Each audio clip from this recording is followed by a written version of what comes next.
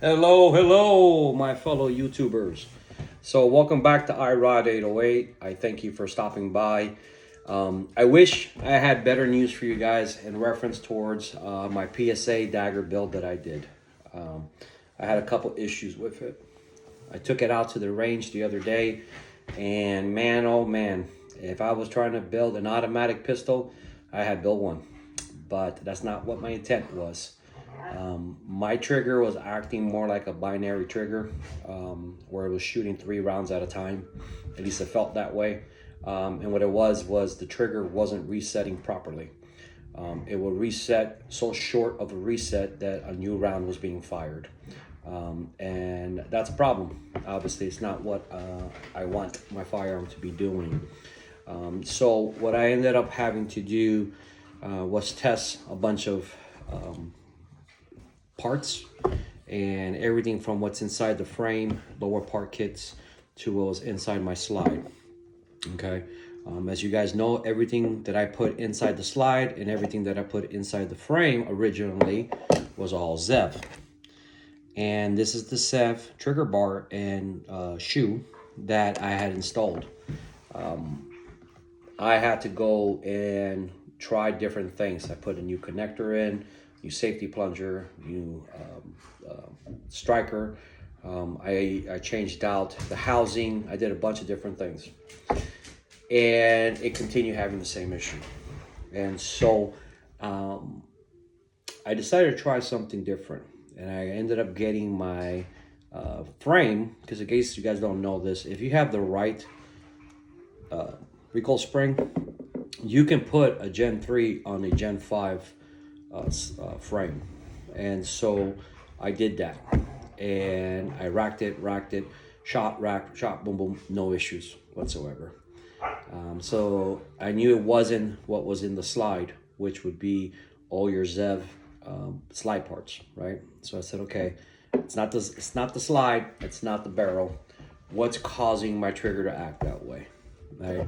I had to replace the connector and and also the spring for the connector on the Gen 3 housing, and also having the same issue.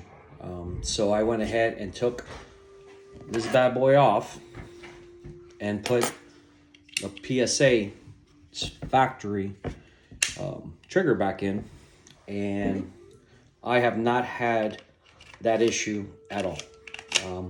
I've not had any problems with it properly functioning. I mean, this is what it was doing. So picture this being the ZEV trigger. By the time I got to this point right here of the reset, it was firing another round because it was going back in, which obviously we all know that's not the case, right? It's not supposed to be doing that. It's supposed to create a full reset. You feel that reset, you hear that audible click, boom, right? Well, that's not what it was doing. And so because of that, it was causing a lot of problems where I literally was shooting out of the 10 rounds that I shot and attempted to try to get my red dot zeroed and all that stuff. 3 rounds were being shot per mag at a time. So 3, boom, I went and took it off, put a new mag in, 3, boom. And I was like, okay, yeah, I need to stop. So now that I fixed it, what's the next step? Well, I had to contact ZEV, and I got to give customer service credit.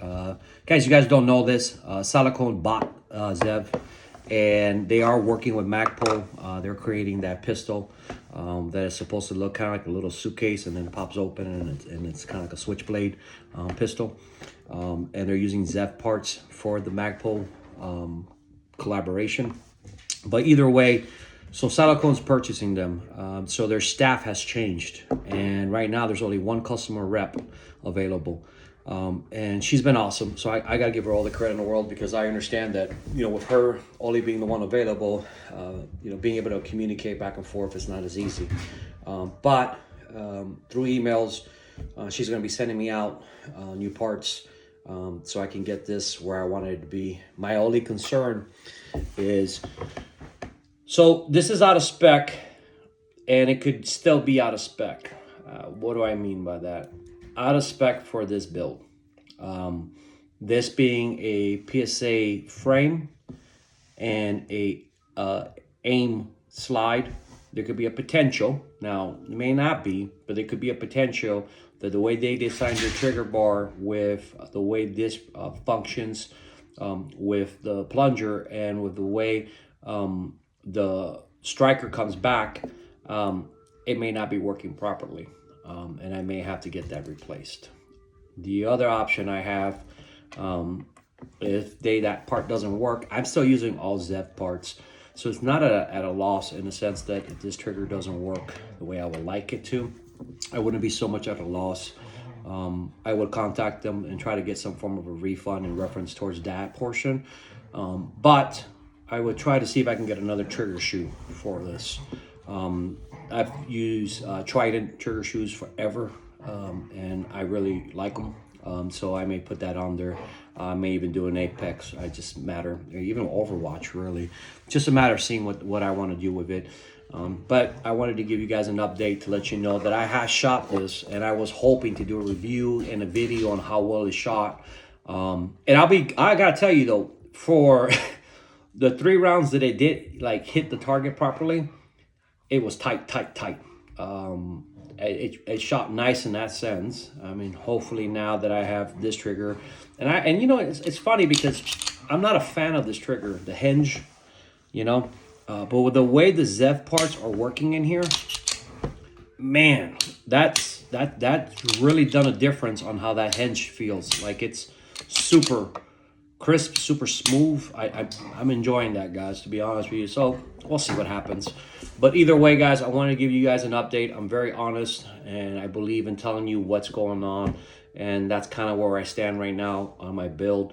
I'm still working on the Diamondback stuff, and I hope to have that here for you guys, hopefully sometime in December. My next plan, and I kind of unboxing this on you guys a little bit. I love the way that cheetah looks, the Beretta 80X cheetah. And I would hope to one day be able to provide that to the channel. I love the contrast of the colors of the gray and the black. And I hope to have that here for you guys. I know that a lot of guys aren't 380 guys, and some guys aren't Beretta guys. But understand that the Beretta gets a bad rap because of what happened with the military.